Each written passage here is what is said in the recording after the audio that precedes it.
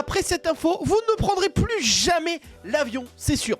Ce pilote a pris des champis et il a vu la vie autrement. Il a tenté de couper le moteur en plein vol. Car, je cite, il a dit « J'ai tiré sur les 2 poignées d'arrêt d'urgence parce que je pensais que je rêvais et que je voulais me réveiller. » Joseph Emerson, car on a le nom, on est ici pour dénoncer les gens, qui a déclaré à la police n'avoir pas dormi depuis 40 heures, a aussi essayé d'ouvrir une issue de secours à l'arrière de l'appareil et a dû être maîtrisé par l'équipage du vol lors de l'atterrissage d'urgence. Flippant, mais toujours moins flippant que la bouffe de l'avion, bien entendu.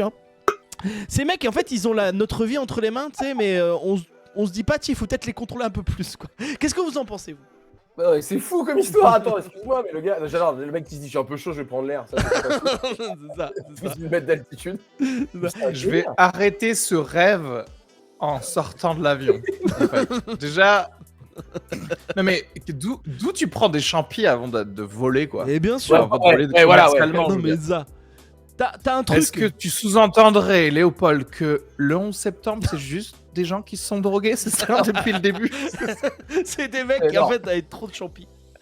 En Afghanistan, il y a beaucoup de champis. Non mais je sais pas, tu sais, après, tu sais, je me dis, moi je suis dans l'avion et il y a des mecs qui passent autour de moi qui attrapent le pilote. Je dis oula. Le pilote, ouais. Tu te Oh, sens d'être pas mourir. très D'être mourir. Quand il y a des hôtesses de l'air et des stewards qui crient pour choper le pilote. Ouais. Je pense tu dis j'espère que le copilote il a pas mangé un mauvais truc quoi. Et Ouais, parce que c'est ça, la première question, c'est qui pilote? C'est le gars là, il est en train de se faire casser la gueule. Est-ce que tu aimes les gladiateurs? Je pense toujours à Sophie Yati, la pilote. Dans l'avion, c'est un truc très drôle. Et d'ailleurs, moment interview, nous avons avec nous le copilote de l'avion.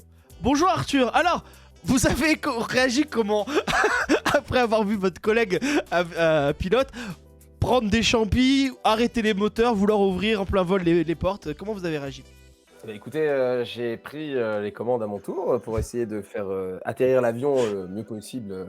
Et on devait à la base aller en Corée du Sud, mais finalement on s'est détourné vers les Philippines parce que quand on a atterri, du coup on a pu maîtriser le pilote, le mettre à l'hôpital. Et moi j'ai pris les qui restaient de champis, je suis allé me foutre sur une plage et c'était super. Merci Arthur. Et nous avons aussi le meilleur ami du pilote qui était dans l'avion avec son pilote, Areski. Alors, quelle réaction vous avez vue quand vous avez vu votre pote, votre meilleur ami, votre bro, un peu, arrêté par les autres personnes de l'équipage? Bah je me suis dit c'était à moi de nous faire sortir de ce rêve. Parce que à la base c'était mardi donc c'était champi pour tout le monde. Donc là j'ai vu, il a tenté de nous faire sortir du rêve, il s'est fait maîtriser, donc c'était à moi de le faire, ils m'ont maîtrisé aussi. Bon, écoutez, on est arrivé à Boston, quoi qu'il arrive. Alors qu'on devait aller à Rio. Mais bon, c'est pas grave. On est plutôt arrivé à Boston Penitentiary plutôt. Arrivé en prison.